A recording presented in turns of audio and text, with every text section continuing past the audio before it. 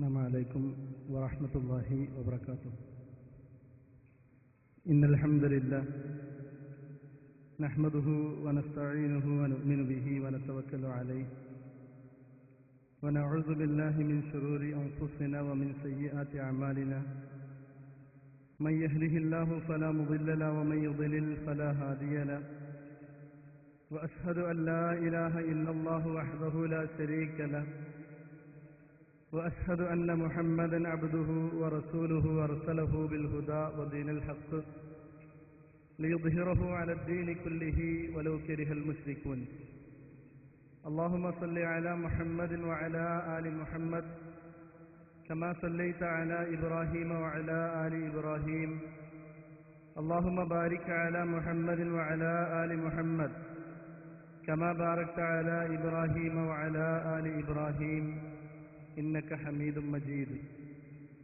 أما بعد فإن خير الكلام كلام الله وخير الهدي هدي محمد صلى الله عليه وسلم وشر الأمور محدثاتها وكل محدثة بدعة وكل بدعة ضلالة وكل ضلالة في النار. أعوذ بالله من الشيطان الرجيم. بسم الله الرحمن الرحيم. يا أيها الذين آمنوا اتقوا الله حق تقاته ولا تموتن إلا وأنتم مسلمون.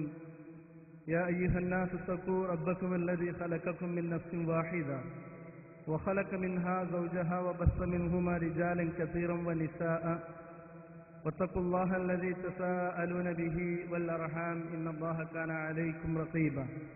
يا أيها الذين آمنوا اتقوا الله وقولوا قولا سديدا يصلح لكم أعمالكم ويغفر لكم ذنوبكم ومن يطع الله ورسوله فقد فاز فوزا عظيما.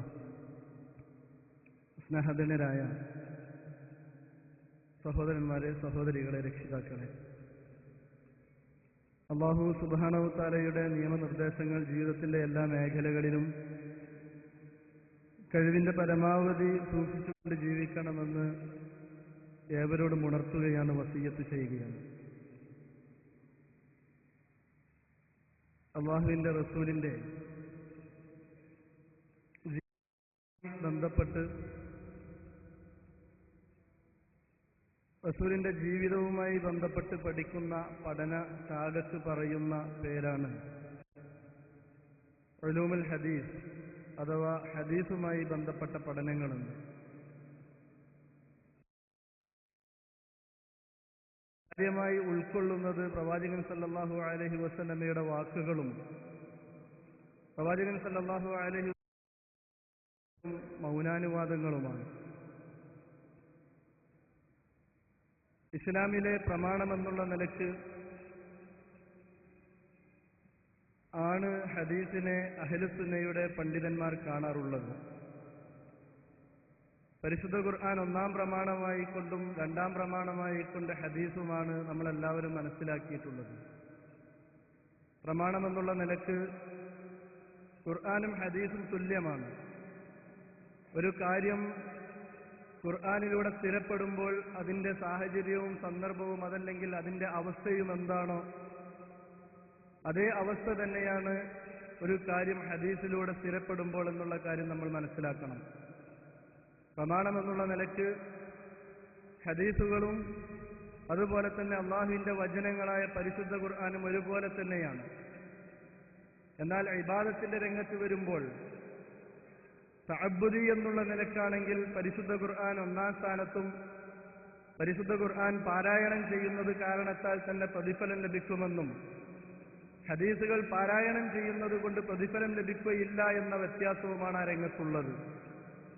അതുപോലെ തന്നെ ഖുർആനും ഹദീസും തമ്മിലുള്ള പ്രധാന വ്യത്യാസം നമുക്കറിയാം. ഖുർആനിലെ വാക്കും അതുപോലെ തന്നെ അതിന്റെ ആശയവുമെല്ലാം അല്ലാഹു സുബ്ഹാനഹു തആലയിൽ നിന്നുള്ളതാണ്.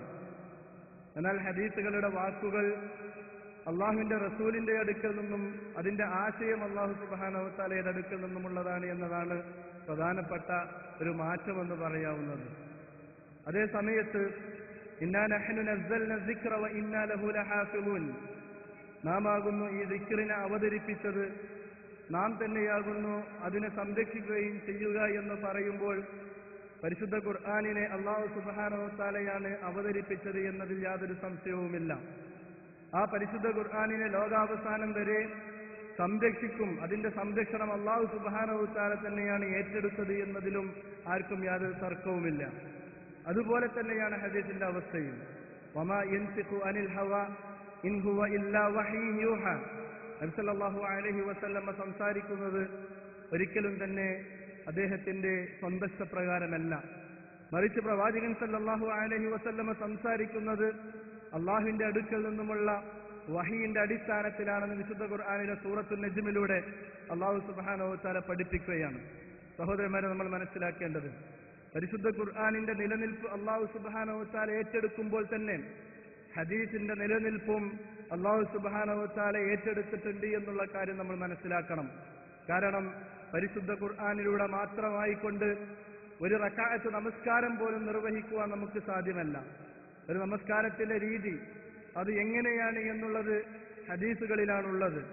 അതുകൊണ്ട് തന്നെ ഖുർആനിൽ പഠിപ്പിച്ചിട്ടുള്ള കാര്യങ്ങൾ അതിന്റെ പൂർണ്ണതയോടും അതിന്റെ കൃത്യതയോടും കൂടി നിർവഹിക്കണമെങ്കിൽ പരിശുദ്ധ ഹദീസ് അതിന്റെ കൂടെ ചേർത്ത് വെക്കുമ്പോൾ മാത്രമായിരിക്കും അതിന് സാധിക്കുക എന്നതുകൊണ്ട് തന്നെ ദിക്ർ എന്നുള്ളതിൽ പണ്ഡിതന്മാർ ഹദീസിനെയും ഉൾപ്പെടുത്തിയത് കാണാൻ സാധിക്കും. ഹദീസുകളെ അതിന്റെ സ്വീകാര്യതയുടെ അടിസ്ഥാനത്തിലും അതുപോലെ തന്നെ അത് നമുക്ക് വന്നെത്തിയതിന്റെ അടിസ്ഥാനത്തിലും അതിന്റെ സനദിന്റെ എണ്ണത്തിന്റെ അടിസ്ഥാനത്തിലുമെല്ലാം പണ്ഡിതന്മാർ വ്യവച്ഛേദിക്കുന്നത് കൃത്യമായി കാണാൻ സാധിക്കും. ആ രംഗത്ത് മഹാന്മാരായ പണ്ഡിതന്മാർ സഹിച്ച ത്യാഗങ്ങൾ ഇന്ന് നമ്മുടെ ലൈബ്രറികളിൽ നോക്കിയാൽ കാണുന്നതാണ്. ജീവിതം മുഴുവൻ ഹദീസ് നിദാന ശാസ്ത്രത്തിനു വേണ്ടി മാറ്റിവെച്ചൊരു വിഭാഗം ആളുകൾ, അതുപോലെ തന്നെ ഹദീസുകൾ ശേഖരിക്കുവാൻ വേണ്ടി കിലോമീറ്ററുകളോളം യാത്ര ചെയ്ത് കാൽനടയായും ഒട്ടകപ്പുറത്തും യാത്ര ചെയ്ത് സഞ്ചരിച്ച് ജീവിതത്തിന്റെ നല്ല ഭാഗം മുഴുവൻ അതിനുവേണ്ടി മാറ്റിവെച്ചവർ, ഒരു വേള കുടുംബജീവിതം പോലുമില്ലാത്ത രൂപത്തിലേക്ക് ഇത്തരത്തിലുള്ള പഠനങ്ങൾക്ക് വേണ്ടി പണ്ഡിതന്മാർ മാറി നിൽക്കുമ്പോൾ നമ്മൾ ആലോചിച്ചു നോക്കേണ്ടത്, അല്ലാഹു സുബ്ഹാനഹു വ തആല ഈ മതത്തെ സംരക്ഷിക്കുമെന്ന് പറയുമ്പോൾ ആ സംരക്ഷണത്തിന്റെ വ്യത്യസ്തങ്ങളായ രൂപങ്ങളാണ് ഇതിലൂടെ നമുക്ക് കാണുവാൻ സാധിക്കുക. നമുക്കറിയാം, നമ്മിലേക്ക് വന്നെത്തിയതിന്റെ അടിസ്ഥാനത്തിൽ ഹദീസുകളെ പ്രധാനമായും മൂന്നായിക്കൊണ്ട് തരംതിരിക്കാറുണ്ട്. സനദിന്റെ അടിസ്ഥാനത്തിൽ ഒന്നാമത്തത് റസൂലുള്ളാഹി സ്വല്ലല്ലാഹു അലൈഹി വസല്ലമയിലേക്ക് സനദെത്തുന്ന ഹദീസുകൾ, ഇതിന് മർഫൂ എന്ന് പറയുന്നു. രണ്ടാമത്തത് ഹദീസിന്റെ സനദുകൾ ചെന്നവസാനിക്കുന്നത് സഹാബിമാരിലേക്കായിരിക്കും. അത്തരത്തിലുള്ള വചനങ്ങളെ മൗഖൂഫി എന്ന് പറയും. മൂന്നാമത്തത് താബിഉകളിൽ ചെന്നവസാനിക്കുന്ന വചനങ്ങൾ, അത്തരത്തിലുള്ള വചനങ്ങൾക്ക് ഹദീസ് എന്ന് പറയുമോ ഇല്ലയോ എന്നുള്ളത് പണ്ഡിത ലോകത്തുള്ള ഒരു ചർച്ചയാണ്.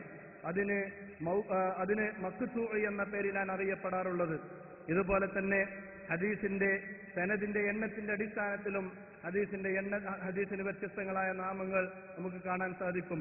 ഒരു ഒറ്റ സനദിലൂടെയാണ് ഹദീസ് വന്നത് എങ്കിൽ അതിനെ ഗരീബ് എന്നും, 2 സനദുകൾ അതിനുണ്ട് എങ്കിൽ അതിന് അസീസ് എന്നും, 3 സനദുകളിലൂടെയാണ് ഒരു ഹദീസ് വന്നത് എങ്കിൽ അതിന് മശ്ഹൂർ എന്നും, പിന്നീട് എണ്ണമറ്റ സനദുകളിലൂടെ അഥവാ സാധാരണ നിലക്ക് അത്ര പേർ പറയുക എന്നുള്ളത് ഒരിക്കലും തന്നെ, അതല്ലെങ്കിൽ അത്ര പേർ തെറ്റിൽ യോജിക്കുക എന്നുള്ളത് ഒരിക്കലും തന്നെ സംഭവ്യമല്ല. അസംഭവ്യമായ രൂപത്തിൽ അത്ര കണ്ട എണ്ണങ്ങളിലൂടെ വരുന്നതിന് മുത്തവാത്തിർ എന്നുമെല്ലാം വേർതിരിച്ചുകൊണ്ട് പണ്ഡിതന്മാർക്കിടയിൽ പ്രത്യേകമായി കൊണ്ട് ഇതിനെ കാറ്റഗറൈസ് ചെയ്യുന്നത് കാണാൻ സാധിക്കും. എന്തിനാണ് ഇത്തരത്തിലെല്ലാം ചർച്ചകൾ നടക്കുന്നത്? നമ്മൾ ആലോചിച്ചു നോക്കണം. എന്തിനു വേണ്ടി? അവിടെയാണ് അള്ളാഹുവിന്റെ റസൂൽ സല്ലല്ലാഹു അലൈഹി വസല്ലമയുടെ വാക്കുകളാണ് കൈകാര്യം ചെയ്യുന്നത്. പ്രവാചകൻ സല്ലല്ലാഹു അലൈഹി വസല്ലമ പറഞ്ഞുവല്ലോ, ആരെങ്കിലും മൻ കദിബ അലയ്യ മുതഅമ്മിദൻ ഫല്യതബവ്വ മഖഅദഹു മിനൻ നാർ, ആരെങ്കിലും എന്റെ പേരിൽ ബോധപൂർവം ഒരു കളവ് പറഞ്ഞാൽ ഫല്യതബവ്വ മഖഅദഹു മിനൻ നാർ, അവന്റെ സ്ഥാനം നരകത്തിൽ നിന്നും ഉറപ്പിച്ചു കൊള്ളട്ടെ എന്ന് പറയുമ്പോൾ അള്ളാഹുവിന്റെ റസൂലിന്റെ വചനങ്ങളാണ് കൈകാര്യം ചെയ്യുന്നത്. പരിശുദ്ധ മതമായ ഇസ്ലാമാണ് കൈകാര്യം ചെയ്യുന്നത്. അതുകൊണ്ട് തന്നെ ആ രംഗത്ത് വളരെ സൂക്ഷ്മത മുൻകാലത്തുള്ള പണ്ഡിതന്മാർ മുതൽ തന്നെ എടുക്കുന്നത് നമുക്ക് കാണാൻ സാധിക്കും. സനദുമായി ബന്ധപ്പെട്ട ചർച്ചകൾ തുടങ്ങുന്നത് ഇസ്ലാമിക ലോകത്ത് ഫിത്നകൾ തുടങ്ങിയതിനു ശേഷമാണ്. ഖവാരിജുകളെ പോലെയുള്ള, മുഅ്തസിലിയാക്കളെ പോലെയുള്ള, ജഹ്മിയാക്കളെ പോലെയുള്ള, ഖദരിയാക്കളെ പോലെയുള്ള, പിഴച്ച കക്ഷികൾ വന്നതിന് ശേഷമാണ് മഹാനായ ഇബ്നു സിരീൻ റഹ്മത്തുള്ളാഹി അലൈഹി എല്ലാം പറയുന്നത് കാണാം. ആ ഒരു കാലഘട്ടത്തിന് ശേഷമാണ് പ്രവാചകന്റെ വാക്കുകൾ കേൾക്കുമ്പോൾ ആരാണ് നിങ്ങളുടെ സ്വാഹിബ്, ആരാണ് നിങ്ങൾക്കിത് പറഞ്ഞു തന്നത് എന്ന് ഞങ്ങൾ ചോദിക്കുവാൻ തുടങ്ങിയത്. കാരണം ബിദഈകളായ മുബ്തദിഈകളായ ആളുകൾ പറയുമ്പോൾ അത് സ്വീകരിക്കുവാൻ പാടില്ല എന്നും, എത്രത്തോളം ദുനിയാവിന്റെ വിഷയത്തിൽ കളവ് പറയുന്ന, എന്നാൽ പരലോകത്തിന്റെ വിഷയത്തിൽ അദ്ദേഹം കളവ് പറയുന്നത് സ്ഥിരീകരിക്കപ്പെട്ടിട്ടില്ല എങ്കിൽ പോലും അയാളുടെ അടുക്കൽ നിന്ന് പോലും ഹദീസ് സ്വീകരിക്കുവാൻ പാടില്ല എന്ന കണിശമായ നിയമവ്യവസ്ഥകൾ അവിടെ പണ്ഡിതന്മാർ വെച്ച് നമുക്ക് കാണാൻ സാധിക്കും. ഇതിന്റെ അടിസ്ഥാനത്തിൽ ഹദീസുകളെ സ്വീകാര്യതയുടെ അടിസ്ഥാനത്തിൽ പ്രധാനമായും ഹദീസുകളെ നമുക്ക് രണ്ടായി വേർതിരിക്കാവുന്നതാണ്. ഒന്നാമത്തത് സ്വഹീഹായ ഹദീസുകൾ, രണ്ടാമത്തത് ഹസനായ ഹദീസുകൾ. ഈ രണ്ട് ഹദീസുകളാണ്, അതല്ലെങ്കിൽ ഈ രണ്ടു കാറ്റഗറിയിൽ വരുന്ന ഹദീസുകളാണ് ഇസ്ലാമിക ലോകത്ത് പ്രമാണമായി കൊണ്ട് പണ്ഡിതന്മാരെടുക്കാറുള്ളത്. ഒരു വിഭാഗം ആളുകൾ ലഈഫായ ഹദീസുകളും തെളിവായി കൊണ്ട് ഉദ്ധരിക്കാറുണ്ട്. അതിനവർ വ്യത്യസ്തങ്ങളായ നിബന്ധനകൾ വെക്കുകയും ചെയ്തു.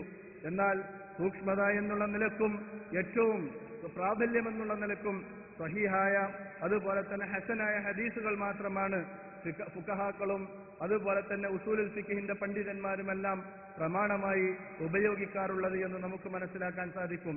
എന്താണ് സ്വഹീഹായ ഹദീസ്? നമ്മളൊക്കെ പലപ്പോഴും പറയാറുണ്ട്, ആ ഹദീസ് സ്വഹീഹാണോ, അതല്ലെങ്കിൽ ആ ഹദീസിന്റെ വിധി എന്താണ്, അത് സ്വഹീഹാണോ ഹസനാണോ എന്ന് ചോദിക്കുമ്പോൾ എന്താണ് സ്വഹീഹി എന്നത് കൊണ്ട് ഉദ്ദേശിക്കുന്നത്? ഭാഷാപരമായി സ്വഹീഹി എന്നുള്ളത് ളിദ്ദു സഖീം, സഖീമി എന്നുള്ളതിന്റെ വിപരീതമാണ് എന്നാണ് പണ്ഡിതന്മാർ പറയാറുള്ളത്. സഖീമി എന്ന് പറഞ്ഞാൽ സാധാരണ പറയാറുള്ളത് രോഗി എന്ന അർത്ഥത്തിലാണ്.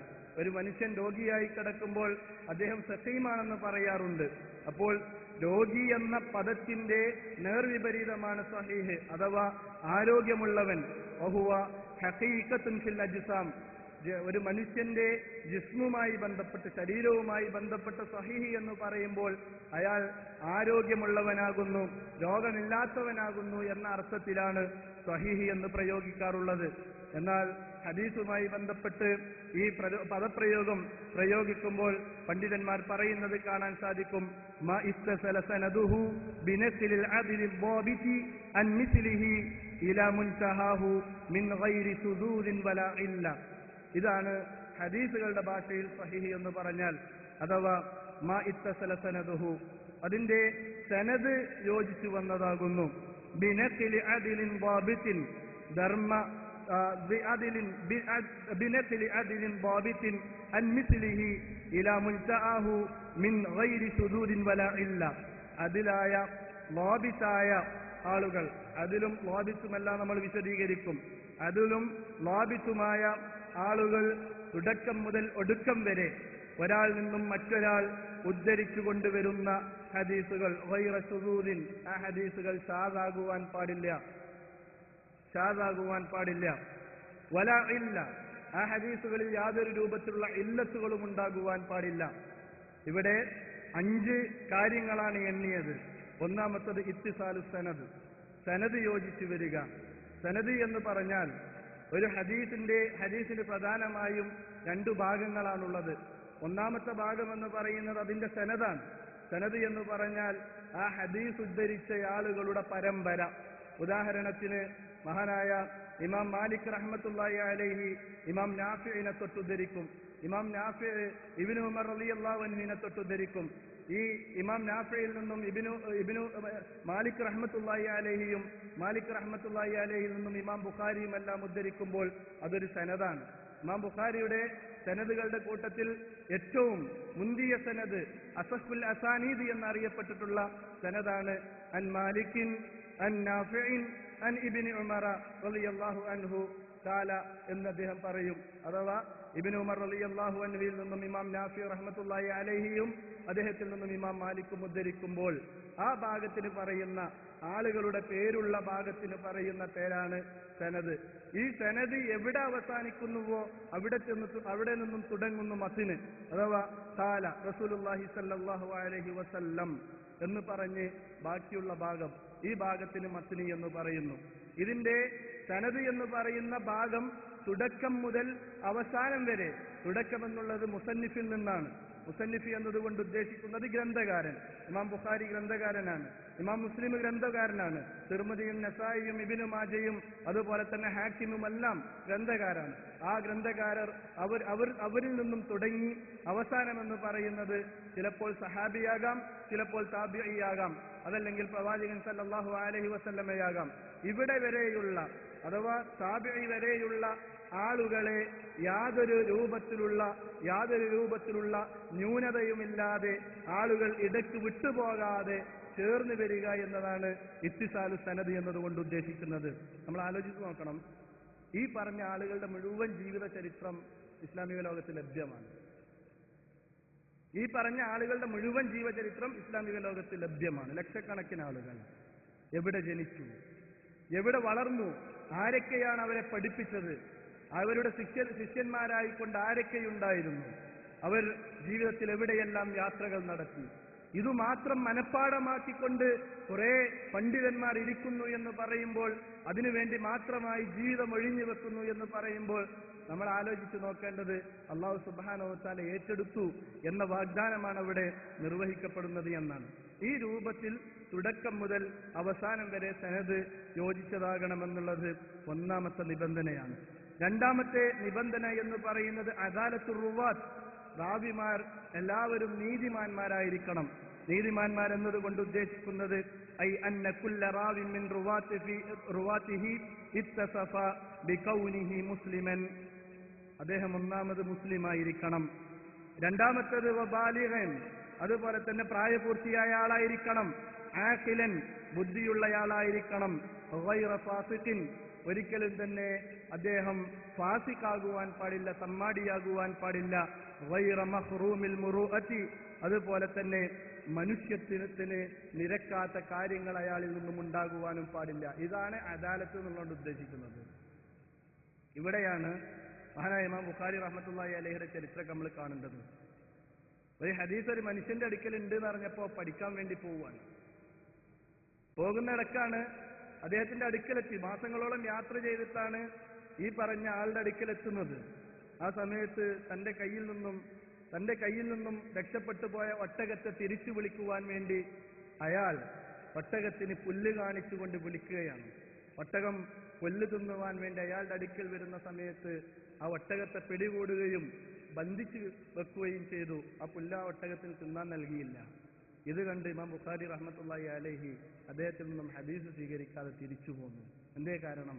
ഒരു മനുഷ്യത്വത്തിന് യോജിക്കാത്ത പണിയാണ് അയാൾ ചെയ്തത്. ഒരു മിണ്ടാപ്രാണിയായ ജീവിക്ക് ഭക്ഷണം കൊടുക്കുക എന്ന വ്യാജേനെ ആ ജീവിയെ വിളിക്കുകയും അങ്ങനെ ആ ജീവി ഭക്ഷണം കഴിക്കുവാൻ വേണ്ടി വന്ന സാഹചര്യത്തിൽ അതിനു നൽകാതെ അതിനെ പിടിച്ച് കെട്ടിയിടുകയും ചെയ്യുമ്പോൾ ഒരു മിണ്ടാപ്രാണിയെ പറ്റിക്കുവാൻ ഇയാൾക്ക് യാതൊരു മടിയുമില്ല എങ്കിൽ അള്ളാഹുവിന്റെ റസൂലിന്റെ പേരിൽ ഇയാൾ കളവ് പറയില്ല എന്ന് എന്തർത്ഥത്തിലാണ് ഞാൻ വിശ്വസിക്കുക എന്ന് പറഞ്ഞ് ഹദീസ് സ്വീകരിക്കാതെ തിരിച്ചു പോരുന്ന ഇമാം ബുഖാരി റഹ്മത്തുള്ളാഹി അലൈഹി. നമ്മൾ ആലോചിച്ചു നോക്കണം, അദാലത്തുർ റുവാത്തുമായി ബന്ധപ്പെട്ട വിഷയമാണത്. അതാണ് മനുഷ്യത്വത്തിന് നിരക്കാത്ത കാര്യങ്ങളിൽ നിന്നും ഉണ്ടാവില്ല എന്ന് പറഞ്ഞത്. ഈ സിഫത്തുകളെല്ലാം ഒരു വ്യക്തിയിൽ ഒരുമിച്ച് കൂടുമ്പോൾ ആ വ്യക്തി ആദിലാണ്, നീതിമാനാണ് എന്ന് പറയാം. അതുപോലെ തന്നെ വബുത്തുർ റുബാത്ത്, മൂന്നാമത്തെ വിശേഷണമായിക്കൊണ്ട് ആ കായികയിൽ അതല്ലെങ്കിൽ ആ ഡെഫിനിഷനിൽ നമുക്ക് കാണാം, ആള് വബുത്തുള്ളയാളായിരിക്കണം. വബുത്ത് എന്ന് പറയുമ്പോൾ രണ്ട് രൂപത്തിലുള്ള വബുത്തുണ്ട്. ഒന്ന് വബുത്ത് സ്വദർ, രണ്ട് വബുത്തുൽ കിതാബ്. ഒരു കാര്യം ചോദിക്കുന്ന സമയത്ത് അതിന്റെ റെഫറൻസ് അടക്കം മനഃപ്പാഠം പറയുവാൻ കഴിയുന്നയാളാകണം. അതാണ് പറഞ്ഞത്. ഇത് നിങ്ങളോട് ആര് പറഞ്ഞെന്ന് വെച്ച് കഴിഞ്ഞാൽ ആരെ പറഞ്ഞത് നിങ്ങൾക്ക് ഓർമ്മയില്ല എന്ന് പറയണമെങ്കിൽ അയാളെ ഹദീസ് സ്വീകരിക്കാൻ പറ്റൂല. മറിച്ച് അയാളോട് ഇയാൾ പറഞ്ഞു, അദ്ദേഹം ഇന്നയാളിൽ നിന്നും പഠിച്ചു, ഇന്നയാളിൽ നിന്നും പഠിച്ചു എന്ന് കൃത്യമായിക്കൊണ്ട് പറയുവാൻ കഴിയണം. അതാണ് വബുത്ത് സ്വദർ എന്ന് പറയുന്നത്, അഥവാ ഹൃദയത്തിന്റെ വബുത്താണത്. രണ്ടാമത്തെ വബുത്തുൽ കിതാബ്, ഒരാൾക്ക് മനഃപ്പാഠം പറഞ്ഞെടുക്കാൻ കഴിയില്ല.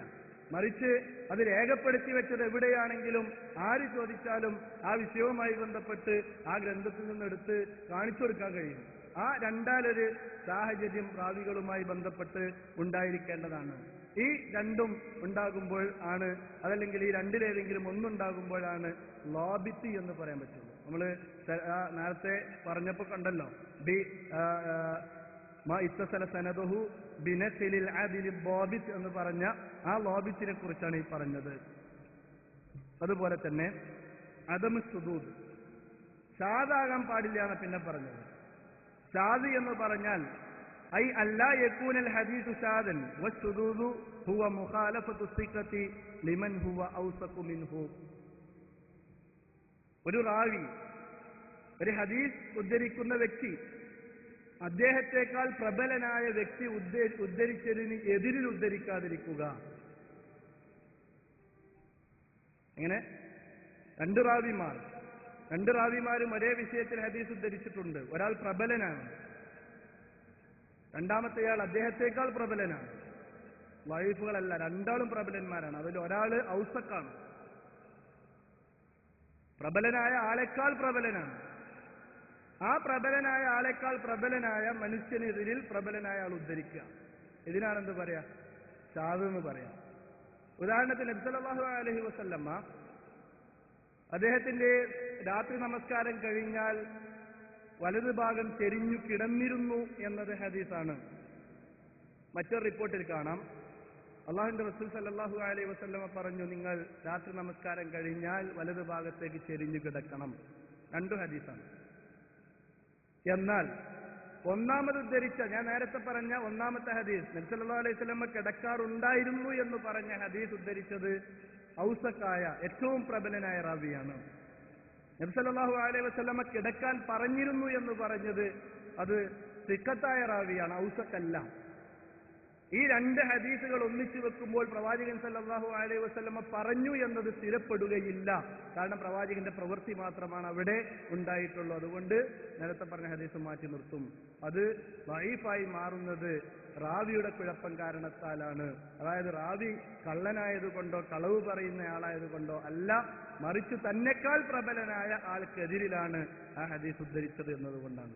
അതായത് മുആറളത്തല്ല, പരസ്പര വൈരുദ്ധ്യങ്ങളല്ല, പദപ്രയോഗത്തിൽ വരെ അത്ര കണ്ട് സൂക്ഷ്മത പണ്ഡിതന്മാർ പുലർത്താറുണ്ട് എന്നതാണ്. ഇതെങ്ങനെ തിരിച്ചറിയാമെന്നാണ്. എങ്ങനെയാണ് ഇതൊക്കെ തിരിച്ചറിയാം? അതിന് ഹദീസുകളുമായി അത്ര കണ്ട് ബന്ധം വേണം. നമുക്കറിയാം, പലപ്പോഴും നമ്മൾ കുറേ നോട്ടൊക്കെ എണ്ണിയിട്ടുണ്ടായിട്ടുണ്ടാവും. എണ്ണി 3, 4, 5 പ്രാവശ്യം എണ്ണി അവസാനം ഒക്കെ റെഡിയാക്കി ബാങ്കിൽ കൊണ്ടുപോയി കൊടുക്കുന്ന സമയത്ത് ബാങ്കിൽ നിന്നാണ് അവരെങ്ങനെ എണ്ണീറ്റ് ചിലപ്പോൾ ചില നോട്ടൊക്കെ മാറ്റിയേക്കും. എന്നിട്ട് ചോദിക്കുന്നത് എവിടുന്ന കിട്ടിയത്. നമ്മൾ തിരിച്ചും മറിച്ചും എണ്ണീട്ട് നമുക്ക് മനസ്സിലായിട്ടില്ല ഇത് വ്യാജനാണെന്നുള്ളത്. പക്ഷെ അവർ ഒറ്റയടിക്ക് എണ്ണിയപ്പോൾ തന്നെ, കൈ തട്ടിയപ്പോൾ തന്നെ അവർക്ക് ബോധ്യപ്പെട്ടു. എന്തേ കാരണം? അവർക്കതുമായി ബന്ധപ്പെട്ട ബന്ധമാണ്. അവർക്ക് ആ നോട്ടുകളുമായിട്ടുള്ള ബന്ധമാണ് അവരുടെ കൈകൾ തട്ടുമ്പോഴേക്കും അവർക്ക് തിരിച്ചറിയാൻ കഴിയുന്നത്. എന്നതുപോലെ തന്നെ ഹദീസുകളുമായി ആഴത്തിൽ ബന്ധം സ്ഥാപിക്കുന്ന പണ്ഡിതന്മാർക്ക് അല്ലാഹു സുബ്ഹാനഹു വ തആല അത് തിരിച്ചറിയുവാനുള്ള പ്രത്യേക കഴിവ് തന്നെ നൽകും എന്ന് നമുക്ക് ചരിത്രങ്ങളിൽ നിന്ന് കാണാൻ സാധിക്കുന്നതാണ്. അതുപോലെ തന്നെ അദമുൽ ഇല്ല, ഒരിക്കലും തന്നെ ഇല്ലത്ത് ഉണ്ടാകാൻ പാടില്ല, ന്യൂനതകൾ. ഐ അൻ ലാ യകൂനൽ ഹദീസു മഅലൂലൻ വൽ ഇല്ലത്തു സബബുൻ ഗാമിദുൻ ഖഫിയ്യൻ യഖ്ദഹു ഫീ സിഹ്ഹത്തിൽ ഹദീസി മഅ അന്ന ളാഹിറു സലാമത്തി മിൻഹു. ഇല്ലത്ത് എന്ന് പറഞ്ഞാൽ സ്വാഭാവികമാണ്, അത് സാധാരണക്കാരായ ആളുകളെ സംബന്ധിച്ചിടത്തോളം കണ്ടുപിടിക്കാൻ കഴിയില്ല. സാധാരണക്കാരെന്നുകൊണ്ട് ഉദ്ദേശിക്കുന്നത് സാധാരണക്കാരായ നാടൻ ആളുകളെ കുറിച്ചല്ല, മറിച്ച് ഒരു കിതാബൊക്കെ ഇങ്ങനെ വായിച്ച് അതിനൊരു കാര്യം ഇങ്ങനെ മനസ്സിലാക്കാൻ കഴിയുന്ന രൂപത്തിലുള്ള പണ്ഡിതന്മാരെ കൊണ്ട് കഴിയില്ല ഇല്ലത്ത് തിരിച്ചറിയാൻ. നേരത്തെ പറഞ്ഞതുപോലെ വളരെ ഗോപ്യമായ നിലക്കായിരിക്കും അത്തരത്തിലുള്ള കാര്യങ്ങൾ ഉണ്ടാകുക. മഹാപണ്ഡിതന്മാരായ ആളുകൾക്ക് മാത്രമായിരിക്കും ഇത്തരത്തിലുള്ള ഇല്ലത്തുകളെ തിരിച്ചറിയുവാൻ സാധിക്കുക എന്നുള്ള കാര്യം നമ്മൾ ഓരോരുത്തരും മനസ്സിലാക്കേണ്ടതാണ്. അതുകൊണ്ട് തന്നെ ഒരു ഹദീസ് സ്വഹീഹായി വരണമെങ്കിൽ ഈ പറഞ്ഞ 5 നിബന്ധനകൾ നിർബന്ധമായും ഉണ്ടാകണമെന്നുള്ളതാണ് ആ വിഷയവുമായി ബന്ധപ്പെട്ട് നമ്മൾ ഓരോരുത്തരും മനസ്സിലാക്കേണ്ടത്. ഈ പറഞ്ഞ ഏതെങ്കിലും ഒരു സിഫത്ത് നഷ്ടപ്പെട്ടാൽ ആ ഹദീസ് ദുർബലമായി പോകും. ഈ പറഞ്ഞ 5 ഏതെങ്കിലും 5 നഷ്ടപ്പെട്ടു കഴിഞ്ഞാൽ പിന്നെ അതെന്താക്കേണ്ടതില്ല, തിരിഞ്ഞു നോക്കേണ്ടതില്ല. അതിലേതെങ്കിലും ഒന്ന് തന്നെ നഷ്ടപ്പെട്ടാൽ, പൂർണ്ണമായി നഷ്ടപ്പെട്ടാൽ ഹദീസ് സ്വഹീഹാകാതെ പോകുമെന്നുള്ള കാര്യം നമ്മൾ ഓരോരുത്തരും മനസ്സിലാക്കേണ്ടതുണ്ട്. നമ്മൾ ഓരോരുത്തരും മനസ്സിലാക്കേണ്ടതുണ്ട്. അപ്പോ ഫഹാദ ഇസ്നാദുൻ സഹീഹുൻ എന്നൊക്കെ ചിലപ്പോൾ എന്താക്കും പണ്ഡിതന്മാർ പറയും, അല്ലെങ്കിൽ ഹാദ ഹദീസുൻ സഹീഹുൻ എന്ന് പറഞ്ഞാൽ ഈ 5 നിബന്ധനയും എന്തായിട്ടുണ്ട്, ആ വിഷയവുമായി ബന്ധപ്പെട്ട് ഈ 5 നിബന്ധനകളും ഒത്തുവന്നിട്ടുണ്ട് എന്നതാണ് ആ വിഷയവുമായി ബന്ധപ്പെട്ട് നമ്മൾ മനസ്സിലാക്കേണ്ടത്. ഇങ്ങനെ സ്വഹീഹുകൾ മാത്രം ഉദ്ധരിച്ച ഹദീസ് ഗ്രന്ഥങ്ങൾ ഉണ്ടോ എന്ന ചർച്ചയാണ് അടുത്തത്. അങ്ങനെ നോക്കുമ്പോൾ സ്വഹീഹുകൾ മാത്രം ഉദ്ധരിച്ചതായിട്ടുള്ള 2 ഗ്രന്ഥങ്ങൾ മാത്രമാണുള്ളത്. ഒന്ന് ഇമാം ബുഖാരിയുടെ സ്വഹീഹുൽ ബുഖാരിയും രണ്ടാമത്തത് ഇമാം മുസ്ലിമിന്റെ സ്വഹീഹ് മുസ്ലിമും. ശേഷം വന്ന സുനദുകളിലും ജാമിഉകളിലും മുസ്നദുകളിലും അതുപോലെ തന്നെ മുസ്തദ്രക്കുകളിലും അതുപോലെ മുസന്നഫുകളിലുമെല്ലാം വഅഫുകൾ കടന്നു വന്ന് നമുക്ക് കാണാൻ സാധിക്കും. അതുകൊണ്ട് തന്നെ പലപ്പോഴും സിഹാഉ സിത്ത എന്നൊരു പദപ്രയോഗമുണ്ട്. ആ പദപ്രയോഗം ശരിയല്ല. സിഹാഉ സിത്ത എന്ന പദപ്രയോഗം ശരിയല്ല. മറിച്ച് സ്വഹീഹൈൻ എന്നാണ് പ്രയോഗിക്കേണ്ടത്. സ്വഹീഹൈൻ എന്ന് പറഞ്ഞു കഴിഞ്ഞാൽ ഇമാം ബുഖാരിയും മുസ്ലിമും ഉദ്ധരിച്ച ഹദീസുകൾക്കാണ്, അല്ലെങ്കിൽ അവരുടെ 2 ഗ്രന്ഥങ്ങളെ ഒരുമിച്ച് കൂട്ടിക്കൊണ്ടാണ് സ്വഹീഹൈൻ എന്നുള്ള പദപ്രയോഗം ഉപയോഗിക്കാറുള്ളത്. എന്നാൽ ഇമാം ബുഖാരിയും മുസ്ലിമും ഉദ്ധരിച്ചത് മാത്രമാണോ സ്വഹീഹ്? അതുമാണല്ലോ പഠിക്കുക. ഒരിക്കലുമല്ല. ഇമാം ബുഖാരി തന്നെ പറയുന്നത് കാണാൻ കഴിയും, 1,00,000-ഓളം സ്വഹീഹായ ഹദീസുകൾ എനിക്ക് മനഃപ്പാടമുണ്ട്. അതിൽ 4000 ചില്ലാനം ഹദീസുകൾ മാത്രമാണ് ഇമാം ബുഖാരി റഹ്മത്തുള്ളാഹി അലൈഹി അദ്ദേഹത്തിന്റെ സ്വഹീൽ എടുത്തെടുത്തിട്ടുള്ളൂ, ആവർത്തനങ്ങളില്ലാതെ. 1,00,000-ഓളം ഹദീസുകൾ മനഃപ്പാടമുള്ള ഇമാം ബുഖാരി ഏത് സ്വഹീഹായ ഹദീസുകൾ മാത്രം. 2,00,000-ഓളം ദഈഫായ ഹദീസുകൾ, സ്വഹീഹല്ലാത്ത ഹദീസുകളും എനിക്ക് മനഃപ്പാടമുണ്ട്. ഇവിടെ 1,00,000 2,00,000 എന്നൊക്കെ പറയുമ്പോൾ നമ്മൾ മനസ്സിലാക്കേണ്ടത് ഒരേ ഹദീസ് തന്നെ 10 സനദിലൂടെ വന്നതിന് ഒരു ഹദീസായിട്ട് എണ്ണുള്ളൂ, 10ആയിട്ട് എണ്ണൂല. അങ്ങനെ ഒരേ ഹദീസ് തന്നെ 10 സനദിലൂടെ വന്നാൽ അതിനെ 10ആയി എണ്ണുകയില്ല, 1ആയിട്ടേ എണ്ണുള്ളൂ. അത്തരത്തിലുള്ള 1,00,000-ഓളം സഹീഹായ ഹദീസുകൾ എനിക്ക് മനഃപ്പാടമുണ്ട് എന്ന് ഇമാം ബുഖാരി തന്നെ എടുത്തു പറയും നമുക്ക് കാണാൻ സാധിക്കും. അതിൽ 4000 ഹദീസ് മാത്രമാണ് സഹീഹുൽ ബുഖാരി അദ്ദേഹം ക്രോഡീകരിച്ചിട്ടുള്ളൂ. അവിടെ തന്നെ സഹീഹ് ബുഖാരി ക്രോഡീകരിക്കുന്ന സമയത്ത് അദ്ദേഹം പറഞ്ഞു, ഇതിൽ സഹീഹല്ലാത്ത ഒന്നും ഞാൻ എന്താക്കുകയില്ല, വെക്കുകയുമില്ല. അവിടെയാണ് ചില ആളുകൾ പറയാറുള്ളത് സഹീഹുൽ ബുഖാരിയിലുണ്ടുണ്ട് ദഈഫുണ്ടെന്ന്. ഇസ്ലാമിക ലോകത്ത് ഇജ്മാ ആയ കാര്യമാണ് സഹീഹുൽ ബുഖാരിയിൽ ദഈഫില്ല എന്നുള്ളത്, അതുപോലെ തന്നെ സഹീഹ് മുസ്ലിമിലും ദഈഫില്ല എന്നുള്ളത്. ഈ കാര്യം നമ്മൾ തിരിച്ചറിയണം. അപ്പോൾ ഇമാം ബുഖാരിയും മുസ്ലിമും അല്ലാത്തവരും സഹീഹുകൾ ഉദ്ധരിച്ചിട്ടുണ്ട്,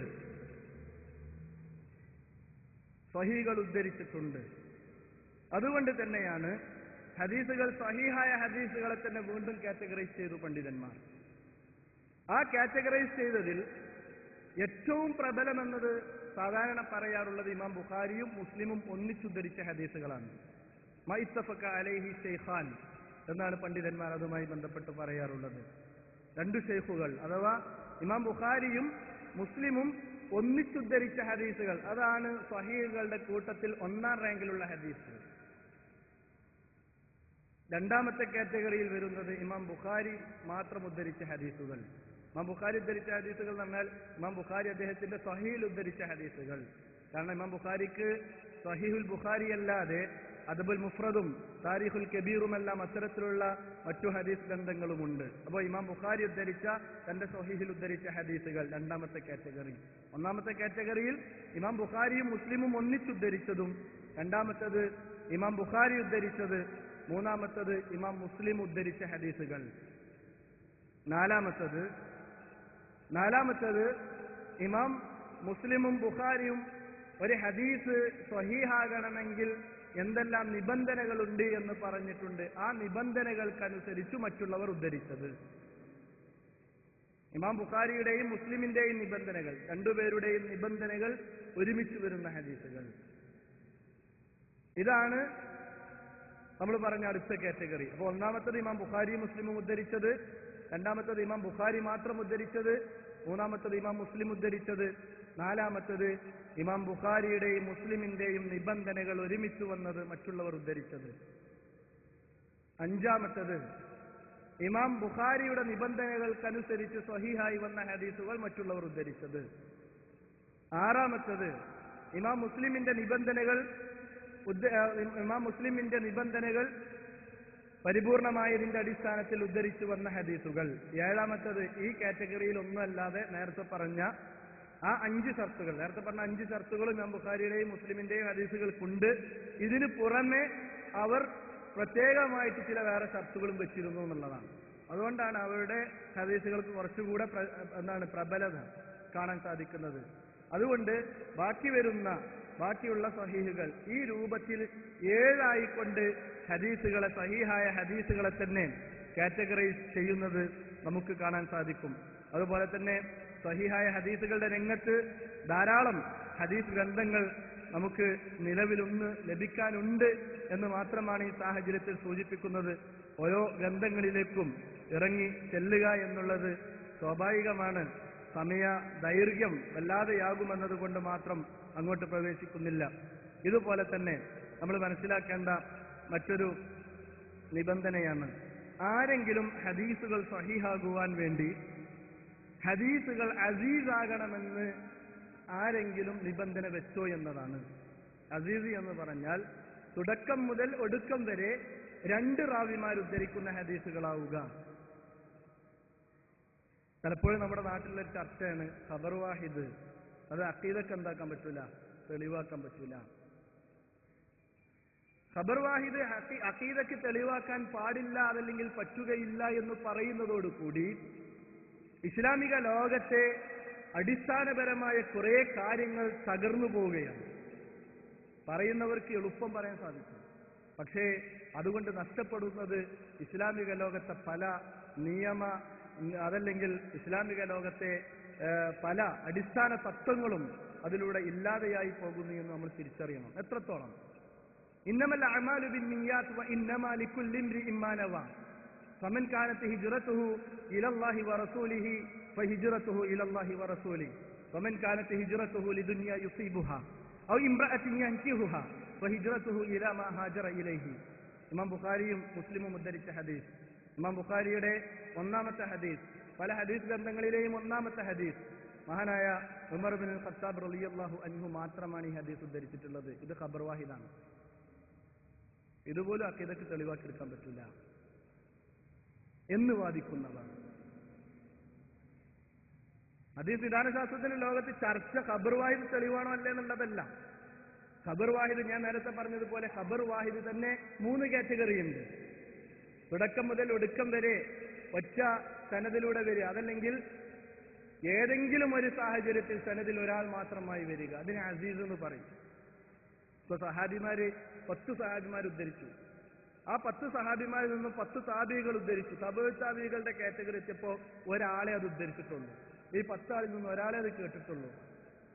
താബികൾ കഴിഞ്ഞ് അത്ബാഉ താബിങ്ങളുടെ അടുത്ത് എത്തിയ സമയത്താണ് അത് വീണ്ടും 10, 20, 100 ആളൊക്കെ ഉദ്ധരിച്ചാലും ഈ ഹദീസിനെ പറയുക അസീസ് എന്നാണ്. കാരണം ഒറ്റ റാവി മാത്രം ഇടയ്ക്ക് വരുന്ന സാഹചര്യം ഉണ്ടായി. 10,000-കണക്കിന് ആളുകൾ ചിലപ്പോൾ സനദിൽ മൊത്തത്തിൽ തന്നെ ഉണ്ടാവും. പക്ഷേ ഇടയ്ക്ക് വെച്ച് ഒരു കാറ്റഗറിയിൽ ഒരാൾ മാത്രമാകുന്ന സാഹചര്യം, ഈ സാഹചര്യത്തിന് പറയുന്ന പേരാണ് ഗരീബ്. ഗരീബ് എന്ന് പറയുമ്പോൾ ഖബർ വാഹിദിലെ ഒരു ശാഖയാണ് ഗരീബ്. ഇതുപോലെ തന്നെ ഏതെങ്കിലും ഒരു കാറ്റഗറിയിൽ 2 സഹാബിമാരാണ് ഹദീസ് ഉദ്ധരിച്ചത്. ആ 2 സഹാബിമാരിൽ നിന്നും 200 താബികളും 2000 തബഉ താബികളും ഉദ്ധരിച്ചാലും ഹദീസിന് പറയാ അസീസ് എന്നാണ്. കാരണം അത് അടിസ്ഥാനപരമായി 2 ആളാണ് ഉദ്ധരിച്ചത് എന്നതിന്റെ അടിസ്ഥാനത്തിൽ.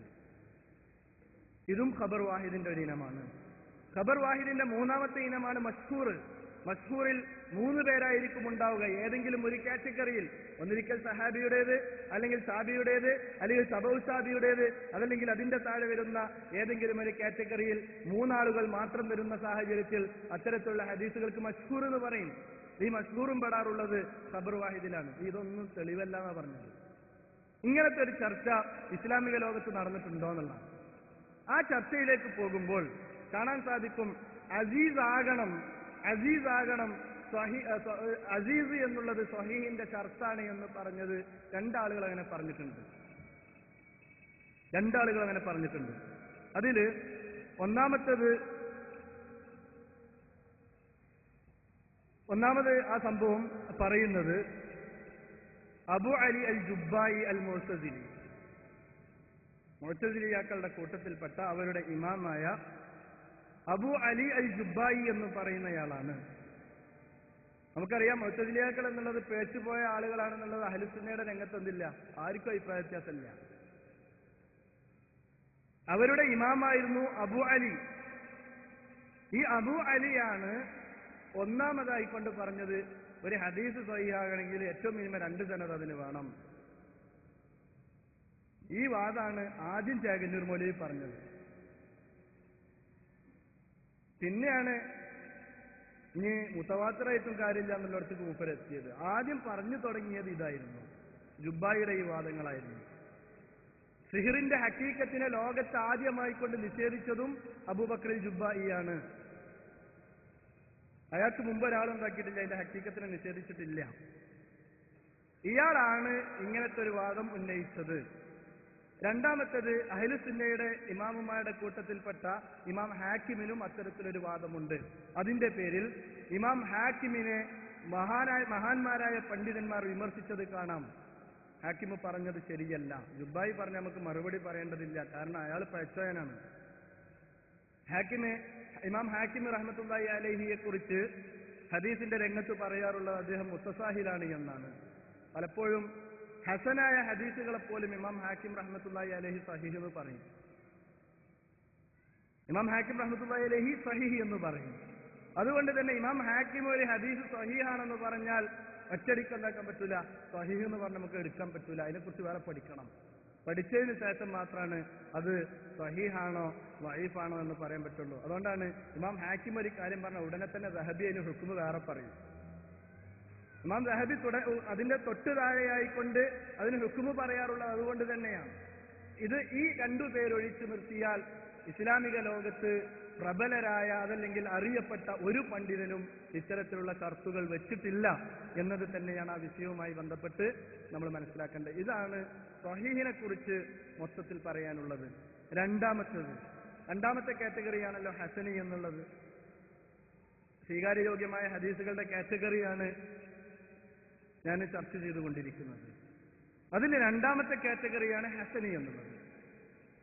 സഹീഹായ ഹദീസിന്റെ കാറ്റഗറിയിൽ നിന്നും ഹദീസ് എങ്ങനെയാണ് ഹസനിന്റെ കാറ്റഗറിയിലേക്ക് ഇറങ്ങി വരിക? നേരത്തെ പറഞ്ഞ 5 ഷർത്തുകൾ ഇതിനും ബാധകമാണ്.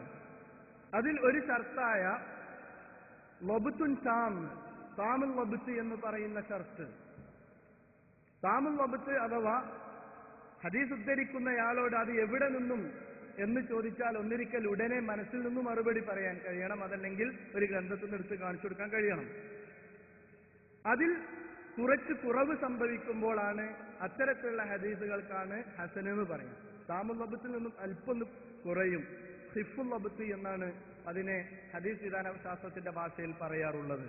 അദ്ദേഹത്തോട് ചോദിച്ചാൽ ചിലപ്പോൾ ഉടനെ എന്താക്കാൻ കഴിഞ്ഞോളന്നുണ്ടാവില്ല, എടുത്തു തരാനോ ഉടനെ പറഞ്ഞു തരാനോ സാധിച്ചോളന്നുണ്ടാവില്ല. പക്ഷെ അദ്ദേഹം എന്താക്കും, അത് എടുത്ത് കാണിച്ചു തരും. പക്ഷെ അതിന്റെ അടിസ്ഥാനത്തിൽ തന്നെ ആ ഹദീസിനെ സ്വഹീഹായി കാണാൻ പറ്റില്ല എന്ന് പറഞ്ഞു. സ്വഹീഹിന്റെ കാറ്റഗറിയിൽ അതിനെ ഉൾപ്പെടുത്താൻ പറ്റില്ല. അതിനെ ഉൾപ്പെടുത്തേണ്ടത് ഹസനിന്റെ കാറ്റഗറിയിലാണ് എന്നാണ് പണ്ഡിതന്മാർ പറയാറുള്ളത്. സ്വഹീഹായ ഒരു ഹദീസ് സ്വഹീഹായി വരുമ്പോൾ ആ സ്വഹീഹായ ഹദീസ് കൊണ്ട് അമൽ ചെയ്യൽ നിർബന്ധമാണ്. അതുപോലെ തന്നെ ഒരു ഹദീസ് ഹസനായി വന്നാൽ ഹസനായ ഹദീസ് കൊണ്ടും അമൽ ചെയ്യൽ നിർബന്ധമാണ്. നിർബന്ധമാണെന്ന് പറഞ്ഞാൽ ഹദീസുകൾ തെളിവാണ് എന്നർത്ഥം. തെളിവുണ്ടോ എന്ന് ചോദിക്കുമ്പോൾ ഒരാള് ഒരു ഹസനായ ഹദീസാണ് എടുത്തു കൊടുത്തത്, അതന്നെ തെളിവ്, അത് തെളിവാണ്. ഉദാഹരണത്തിന് നിസ്കാരത്തിൽ എവിടെ കയ്യെട്ടേണ്ടത്? വഈൽ ഇബ്നു ഹുജ്ർ റളിയല്ലാഹു അൻഹുവിൽ നിന്ന് ഉദ്ധരിക്കുന്ന ഹദീസാണ് നമ്മൾ സാധാരണ പറയാറുള്ളത്. എന്താ ഹദീസ്? വകാന സല്ലല്ലാഹു അലൈഹി വസല്ലം യളഉ യദഹുൽ യുംന അലൽ യുസ്റ അലാ സദ്രിഹി. ഹദീസിന്റെ ഹുക്മ് പറയുമ്പോൾ ഹദീസ് ഹസനാണ്. ഹദീസിന്റെ ഹുക്മ് പറയുമ്പോൾ ഹദീസ് ഹസനാണ്. ആ ഹസനായ ഹദീസ് കൊണ്ടാണ് നമ്മൾ അവിടെ അമൽ ചെയ്യാറുള്ളത്. ബാക്കി ആ വിഷയവുമായി ബന്ധപ്പെട്ട് വന്ന ഒറ്റ ഹദീസ് പോലും എന്തല്ല, ഹസനിന്റെ കാറ്റഗറിയിൽ പോലും ഉൾപ്പെടുത്താൻ കഴിയുന്നതില്ല. ബാക്കിയുള്ള എല്ലാ ഹദീസുകളും ദുർബലമാണ്. അതുകൊണ്ട് ചിലപ്പോ ചില ബിരുദന്മാർ പറയും, കയ്യെത്തുന്ന വിഷയത്തിൽ ഒറ്റ സ്വഹീഹായ ഹദീസും വന്നിട്ടില്ല എന്നാണ്. അപ്പൊ നമ്മൾ വാദിക്കും, അങ്ങനെയല്ല, ഈ ഹദീസ് സ്വഹീഹാണെന്നൊക്കെ പറഞ്ഞു. അവനതുകൊണ്ട് ഇത്ര ഉദ്ദേശിച്ചിട്ടുണ്ടാവുള്ളൂ, എന്ത് സ്വഹീഹല്ല എന്ന് പറഞ്ഞ എന്താണ്, നമ്മൾ സ്വഹീഹല്ല എന്ന് പറയുമ്പോൾ നമ്മൾ ലൈഫ് എടുക്കാൻ പോകണ്ട. സ്വഹീഹ് അല്ലെങ്കിൽ സ്വഹീഹിന്റെ ലൈഫിന്റെ ഇടയിൽ ഹസൻ എന്ന് പറഞ്ഞ വേറൊരു കാറ്റഗറി ഉണ്ട്. ആ കാറ്റഗറിയും അമല് ചെയ്യുവാൻ പറ്റുന്നതാണ് എന്നിടത്താണ് പണ്ഡിതന്മാരുള്ളത്. ആ കാര്യം നമ്മളിതിൽ മനസ്സിലാക്കണം. ഇതാണ് രണ്ടാമത്തെ കാറ്റഗറി. നേരത്തെ പറഞ്ഞ 5 നിബന്ധനകളായ അതിൽ ഒന്ന് സനദ് ചേർന്ന് വന്നതാകണം, റാവിക്ക് അദാലത്ത് ഉണ്ടാകണം, താമുല്ലബത്തിൽ റാവിക്ക് കുറച്ച് കുറവുണ്ടാകും, എന്നാലോ ഷാദാകാനും പാടില്ല, അതിന് ഇല്ലത്തുണ്ടാകാനും പാടില്ല. ഈ 5 നിബന്ധനകൾ ഒക്കുമ്പോൾ ഇത്തരത്തിലുള്ള ഹദീസുകൾക്ക് ഹസന് എന്ന് പറയുന്നു. ഇത് നമ്മൾ മനസ്സിലാക്കേണ്ടത്, ഇത് രണ്ടുമല്ല, ഇതിൽ നിന്നും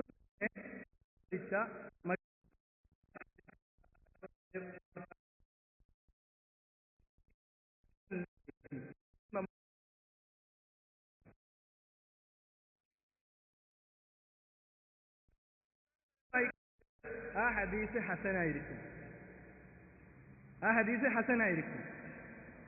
ഹസനായ ഹദീസുകളെ കുറെ റാവിമാർ കുറെ പരമ്പരകളിലൂടെയായിക്കൊണ്ട് ഉദ്ധരിക്കും. അതുകൊണ്ട് തന്നെ നമുക്കതിൽ മനസ്സിലാക്കാൻ സാധിക്കും, റാവിമാരുടെ കൂട്ടത്തിലുള്ള ഹിഫുൽ വബ്ത്ത് അഥവാ താമുൽ വബ്ത്ത് ഇല്ലായ്മ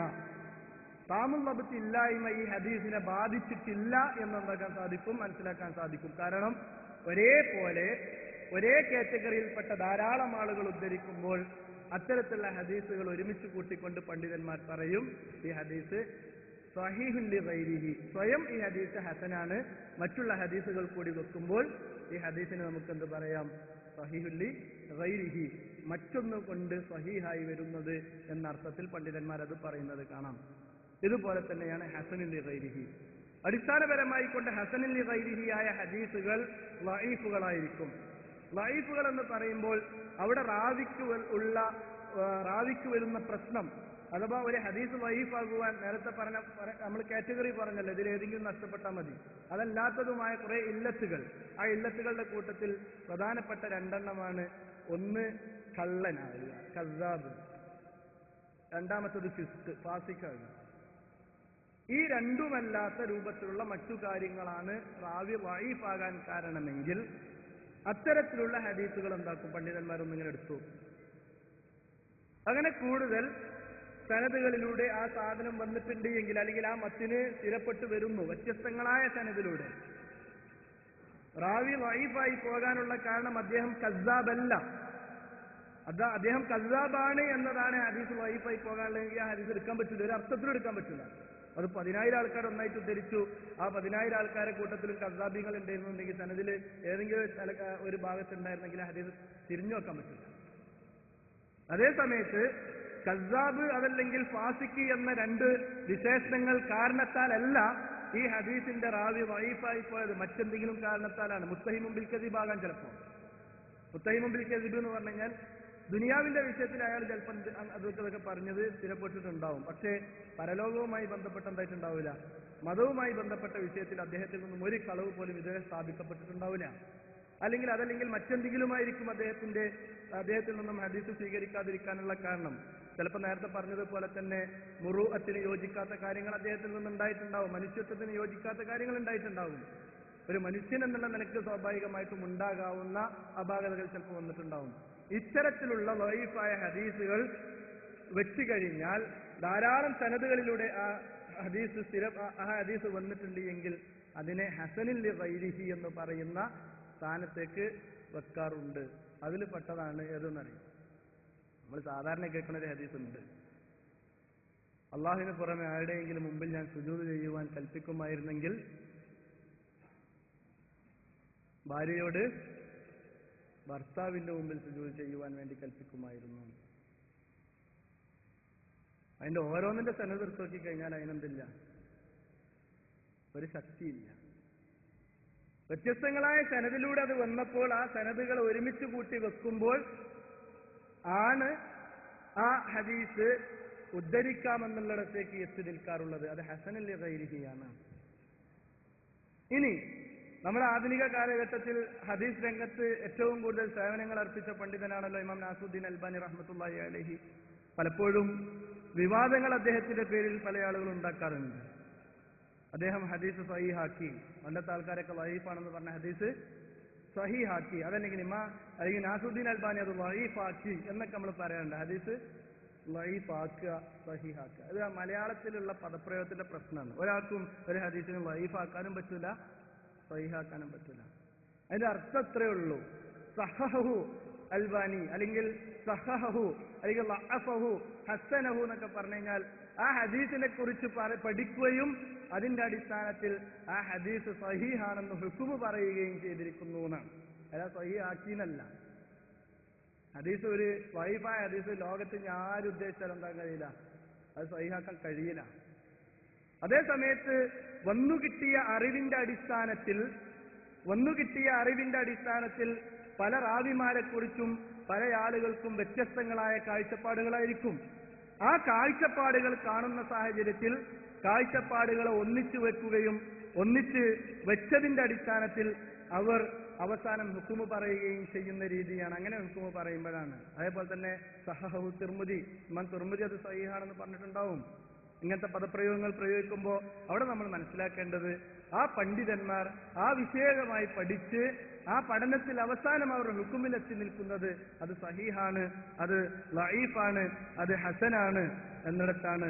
അല്ലാതെ ഒരു സഹീഹായ ഹദീസിനെ പിടിച്ചാണ്ട് ഒരു പ്രത്യേക മെഷീൻ്റെ ഉള്ളിൽ കൂടെ ഇട്ടപ്പോൾ എന്തായി ലഈഫായിട്ട് വന്നു, അവനാർക്ക് ഇഷ്ടമില്ലാത്തതൊക്കെ എന്താക്കി പിടിച്ച് സഹീഹാക്കി ലഈഫാക്കി എന്ന അർത്ഥത്തിലല്ല എന്ന് നമ്മൾ ഓരോരുത്തരും എന്താക്കേണ്ടതുണ്ട്, ആ വിഷയപരമായി കൊണ്ട് മനസ്സിലാക്കേണ്ടതുണ്ട്. അതുകൊണ്ട് തന്നെ ഖബർ വാഹിദുകൾ ഇസ്ലാമിൽ ഹുജ്ജത്തുകൾ തന്നെയാണ്, അതിൽ യാതൊരു സംശയവുമില്ല. ഈ പറഞ്ഞ സ്വഹീഹിന്റെ കാറ്റഗറിയിൽ അല്ലെങ്കിൽ സ്വഹീഹിന്റെ നിബന്ധനകൾ ഒത്തുകൊണ്ടുവന്ന ഖബർ വാഹിദുകളാണെങ്കിൽ സ്വഹീഹായ ഹദീസ് തന്നെയായിട്ടാണ് അതിനെ നാം മനസ്സിലാക്കേണ്ടത്. ഒറ്റ ഉദാഹരണം പറഞ്ഞ് അവസാനിപ്പിക്കുകയാണ്.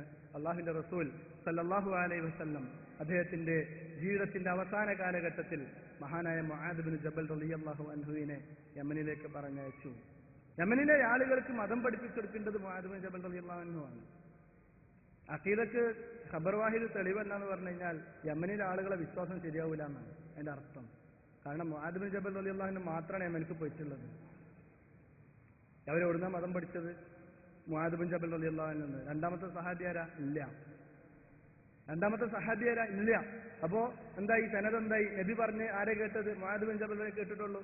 മുആദ് ബിൻ ജബൽ റളിയല്ലാഹു അൻഹു ഇത് കേൾക്കുമ്പോ അത് സ്വീകരിക്കാൻ പറ്റില്ല, അടുത്ത ആൾ കൂടി വരട്ടെ, എന്നിട്ട് എന്താക്കുക, അന്ന് അസീസ് ആകട്ടെ, എന്നിട്ട് സ്വീകരിക്കാം എന്ന് പറഞ്ഞാൽ നമ്മൾ ആലോചിച്ച് നോക്കണം എത്ര വലിയ വങ്കത്താണ് പറയേണ്ടത് എന്നുള്ളത്. മദീനയിലേക്ക് അല്ലാഹു റസൂൽ സല്ലല്ലാഹു അലൈഹി വസല്ലം മതം പഠിപ്പിക്കാൻ വേണ്ടി പറഞ്ഞയച്ചൊരു മുസ്അബ് ബിൻ ഉമൈർ റളിയല്ലാഹു അൻഹുവിനെയായിരുന്നു. അപ്പോ ഖുർആനിൽ അഖീദയുമായി ബന്ധപ്പെട്ട ആയത്തൊക്കെ ഓതി കേൾപ്പിക്കുമ്പോൾ ഓല് പറയണം അയറ്റില്ല, കാരണം ഇത് ഇപ്പൊ ഖബർ വാഹിദാണ്, കാരണം ആരാണ് നിങ്ങൾ ഒറ്റയ്ക്കുള്ള രണ്ടാളും കൂടി കൂടുതൽ വന്ന് പറയട്ടെ എന്ന് പറയുന്ന സാഹചര്യം അവിടെ ഒന്നും ഉണ്ടായിട്ടില്ല. ഇത് ഞാൻ നേരത്തെ പറഞ്ഞ പോലെ ജുബായിയെ പോലെയുള്ള ആളുകളാണ് ഇത്തരത്തിലുള്ള വാദങ്ങൾ ആദ്യമായി കൊണ്ടുവന്നത്. ഖവാരിജുകളിൽ നിന്നാണ് ഹദീസ് നിഷേധം തുടങ്ങുന്നത്. ആ ഹദീസ് നിഷേധത്തിന്റെ പല പതിപ്പുകളും ഇന്ന് പല രൂപത്തിൽ നമ്മുടെ നാടുകളിൽ കാണപ്പെടുന്നു എന്നതാണ് നമ്മൾ അതിൽ മനസ്സിലാക്കേണ്ടത്. ഹദീസുകൾ പരിപൂർണമായി നിഷേധിക്കണമെന്നില്ല. സ്വഹീഹായി വന്ന ഏതെങ്കിലും ഒറ്റ ഹദീസ് നിഷേധിച്ചു കഴിഞ്ഞാൽ അവൻ മുഴുവൻ ഹദീസുകൾ നിഷേധിച്ചതിന് തുല്യമാണ്. അഷ്ഹദു അന്ന മുഹമ്മദർ റസൂലുള്ളാഹി എന്ന് പറയുന്ന ഷഹാദത്തിലാണ് അത്തരക്കാർക്ക് പിഴവ് സംഭവിച്ചത് എന്ന് നമ്മൾ മനസ്സിലാക്കണം. അല്ലാഹു സുബ്ഹാനഹു വ തആല അത്തരത്തിലുള്ള മുഴുവൻ ഫിത്നകളെ തൊട്ടും ഫസാദുകളെ തൊട്ടും നമ്മെ ഏവരെയും കാത്തുരക്ഷിക്കുമാറാകട്ടെ. ജീവിക്കുന്ന കാലമത്രയും കൃത്യമായ അഖീദയിലായിക്കൊണ്ട് ജീവിക്കുവാനും പ്രവാചകൻ സല്ലല്ലാഹു അലൈഹി വസല്ലമയുടെ സുന്നത്തുകൾ ജീവിതത്തിൽ നിലനിർത്തി അതിനുവേണ്ടി ജീവിക്കുന്ന മുത്തഖീകളായി ജീവിക്കുവാനുമുള്ള തൗഫീഖ് നമുക്ക് നൽകി അനുഗ്രഹിക്കുമാറാകട്ടെ. അഖൂലു ഖൗലി ഹാദാ അസ്തഗ്ഫിറുല്ലാഹ ലി വലക്കും വലിസാഇരിൽ മുസ്ലിമീന മിൻ കുല്ലി ദംബ് ഫസ്തഗ്ഫിറൂഹു ഇന്നഹു ഹുവൽ ഗഫൂറുർ റഹീം. വസല്ലല്ലാഹു അലാ മുഹമ്മദ്. അസ്സലാമു അലൈക്കും വറഹ്മത്തുള്ളാഹി വബറകാതുഹു.